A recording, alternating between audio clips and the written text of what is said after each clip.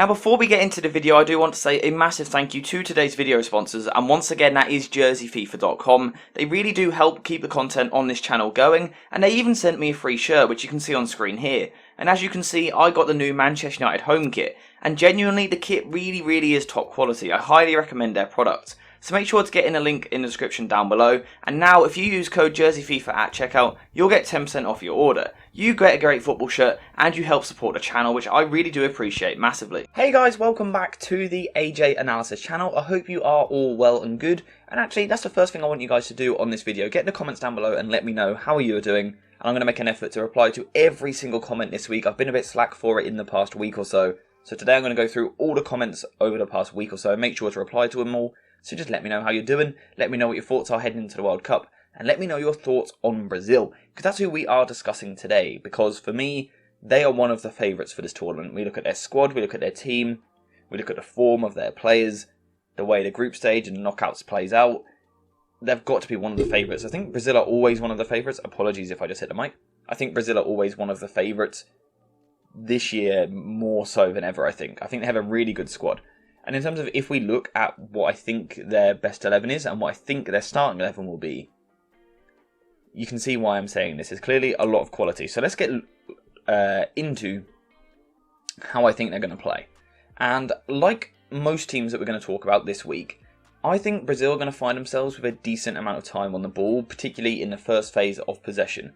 I don't see them being pressed particularly high up the pitch. The likes of Serbia, Switzerland and Cameroon are not teams that are going to want to open up against Brazil, and the reason for that is quite clear. If you open up against Brazil, you've got the likes of Neymar, Rafinha and Vinicius going the other way. You can't open up because you give them too much space. So as a result, teams will sit off, give Brazil time, and that will mean that Brazil can play out from the back and move the ball forward. When doing this, one of the most important players will be Marquinhos, because he is just so good on the ball. He's one of the best ball-playing centre-backs in the world, and particularly in Europe, when we see him in the Champions League, in Ligue 1, things like that, he really is good on the ball, and alongside him, Thiago Silva.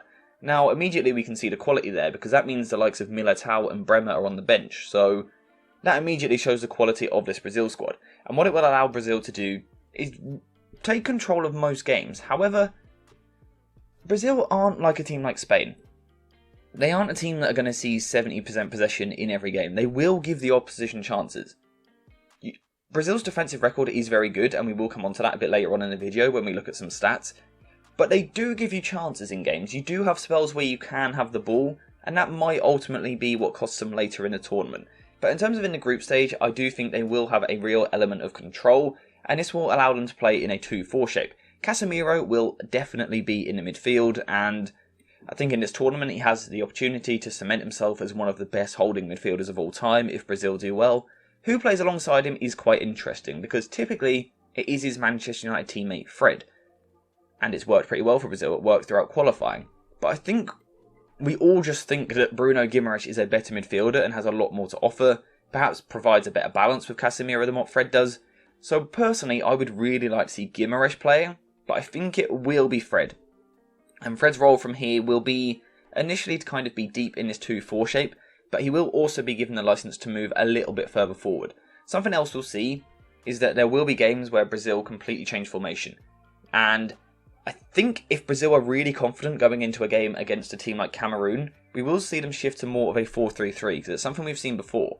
Now when they do this, Casemiro plays as the solo pivot, Fred gets dropped from the team.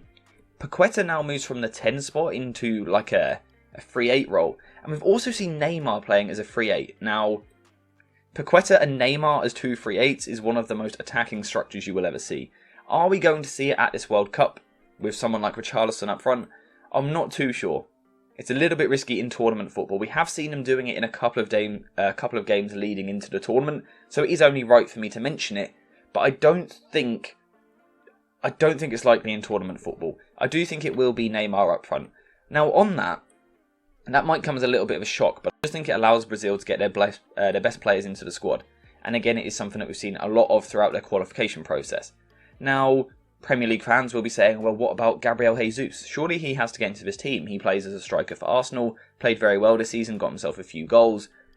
The issue I have with that, and the reason that Jesus just doesn't work for me, even with Neymar as a 10, is that you get a lot of players that want to drift to the left-hand side. We know that Neymar likes to drift to the left. We know that Gabriel Jesus likes to drift to the left. And this is where Vinicius will play as well. And with Vinicius down this side of the pitch, this will be the side of the pitch that Brazil prioritise. So I think having Jesus, Neymar and Vinicius all drifting left just doesn't give enough balance. So I think by going Neymar up front and then someone like Lucas Paqueta as the attacking midfielder just provides a bit of a nicer balance. Now in terms of how this front four will operate, there will be a reasonable amount of freedom to the way that they play. There always is with Brazil. However, Rafinha on the right hand side will be slightly more isolated. Like I said, Brazil will focus their play down the left hand side, and you can kind of see why with the personnel that I've got over there. Rafinha will hold the width on the right.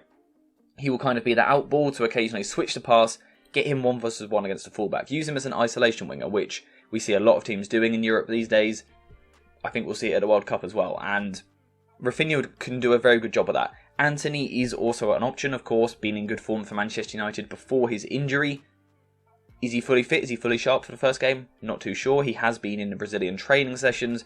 I think the manager will prefer Rafinha, just because he's a little bit more experienced, and he does have more experience of actually playing for Brazil. But in terms of the other three, I think that's where it can get really exciting. And I think the Neymar-Paqueta link-up is really key, because what players like this have the ability to do is just break down the most stubborn of systems, just with the ridiculous quality that they have. I'm sure we've all seen the clips on Twitter where the likes of Neymar and Paqueta are backheeling and flicking and travelling the ball to each other through players' legs. Stuff like that, it looks good on highlight reels, but it also completely breaks systems. Of course, we also can't speak about the Brazil team without talking about Vinicius Jr. on the left wing. Over the past 18 months, one of the most informed players in the world. He absolutely lit up the Champions League last season, the La Liga last season. He isn't quite at the same purple patch this year, but still his numbers are very, very good. He's still producing a lot of quality. And something else that he will do is just draw a lot of numbers to him and gravitate a lot of defenders. Now, at times that's okay for opposition teams to do that. A player like Vinicius gets the ball, you try and crowd him out a little bit, get a couple of players around him. The problem that you have when you face Brazil is that you need to do the same for Neymar. You can't have two players that are both drawing 2 players each, because it just leaves gaps everywhere else. So that's going to be the question for Brazil. Can they break teams down? Can they exploit these gaps? Teams are going to sit quite deep against them. It is going to be whether or not they can break them down. Vinicius, his pace, his electricity on the ball is going to be key to that. His ability to kind of make something out of nothing, skip past a man, put a ball into the box, that will be crucial for Brazil. As of course will Neymar. We absolutely know that. Of course he will. His stats from qualifying are just absurd. 8 goals, 0.8 goals per game, 4.1 shots per game, 8 assists, 83.7 touches per game, 11 big chances created, and 3.6 key passes. Everything goes through Neymar. Even if he is playing as the striker, he will get this license to drop deeper and get the ball in these areas. Paqueta will have a responsibility to make runs past him, as will Fred to a certain extent. Everything will go through Neymar. Absolutely everything. But, as good as Brazil are going forward, and I think that's what we always talk about with Brazil, it's what we kind of think about. We've got this book behind me of Pelé. We talk about Brazil going forward. This is a good team defensively as well. Now, a lot has been made of the fullbacks, and I agree, the fullbacks aren't the greatest. But when you have Casemiro shielding the defence, and you have 2 quality centre-backs, it leads to a pretty good defensive record, and this is what we saw in their qualifying. They only conceded 5 goals in 17 games. Now, yes, we can kind of look down that list of teams and go, well, this team ain't great, this team ain't great. Conceding 5 goals in 17 games at any level is very impressive, and there wasn't actually a single game in the whole of qualifying where they conceded more than 1 goal. Now, when you think you've got the likes of Ecuador, Uruguay and Argentina in there, those teams have some quality, so to not concede more than 1 goal at all through qualifying is really impressive. Argentina's defensive record we can see there is also impressive. There will be a video on them soon. Probably going to record that this afternoon. Loads of content coming. I think I'm recording 5 videos like this today, so there's loads coming. Brazil's defensive record though is very good, and that might be what separates them as favourites compared to previous tournaments. I think we've always known about the fluidity that they'll have in the final third. We know they'll push their fullbacks forward. We know they're going to create chances. They have that flair. Players like Neymar, Vinicius, Paqueta will produce moments of quality. It's can they do it going the other way? And the evidence is kind of there to suggest yes. However, the fullbacks. We do need to talk about the fullbacks, because the fullbacks position is one of the most important positions in modern day football. In the past, a couple of decades ago, not so much so. Right now, fullbacks are one of the most important positions, whether that's inverted, overlapping, whatever it may be. fullbacks are crucial to the way that teams play these days. In terms of Brazil's fullbacks, they have this kind of average role. They kind of don't do too much for Brazil. They're not players that really push forward and overlap. We know that Rafinha's going to hold the width on the right-hand side, so there's not going to be loads and loads of overlapping. Of course, there will be some in certain game states, but it's not going to happen all the time. Same down the left, Telles will get forward a little bit more, but still don't expect it loads. Defensively, are they good enough on the ball? In terms of for the group stage, I think they will be fine, but when you get to the knockouts and play some of the best wingers that the world has to offer, I do fear for them a little bit. That is the Achilles heel in this team. None of these 4 fullbacks are great. They are all nowhere near their very best. They're either past their best or just out of form for one reason or another. I do worry for Brazil's fullbacks, especially when you look at some of the competition in this group. Now, people will look at the group, see Brazil, Serbia, Switzerland and Cameroon and go, Brazil are fine. When you break it down, I think there's more of a threat than you might think. Look at Serbia, for example. Having the ability of Kostic as a wing-back, crossing the ball. His crossing ability is up there with the very, very, very best in the world. There are not many better crossers of a football than Kostic. When you're aiming for Vlahovic and Mitrovic in the centre, that's quite deadly. And if we are talking about Brazil's fullbacks being susceptible to being attacked, if you think that you can match up with them, go a front 2 in Vlahovic and Mitrovic, and then get wing-backs up against them like so. Let's just kind of quickly shift the formation here. I think it does give you an ability to get at them. We know that when a team plays with wing-backs, it can often cause the overload up against the fullback if the fullback gets dragged by a different run. Having Kostic down this side of the pitch, looking to cross for the likes of Mitrovic, who we know is very good in the air. Marquinhos and Silva are going to need to be really switched on, but also good in the air, reactive to the second ball, and Alisson as well is going to have to do that proactive style that he does with Liverpool, coming off his line to help out his centre-backs. That is going to be important. In terms of Cameroon, I don't think they will offer too much of a test, but then Switzerland are a very, very decent team. They, of course, knocked France out of the Euros, and then since the Euros, they've drawn with Italy twice, who were, of course, European champions. They have beat Portugal, and they have beat Spain.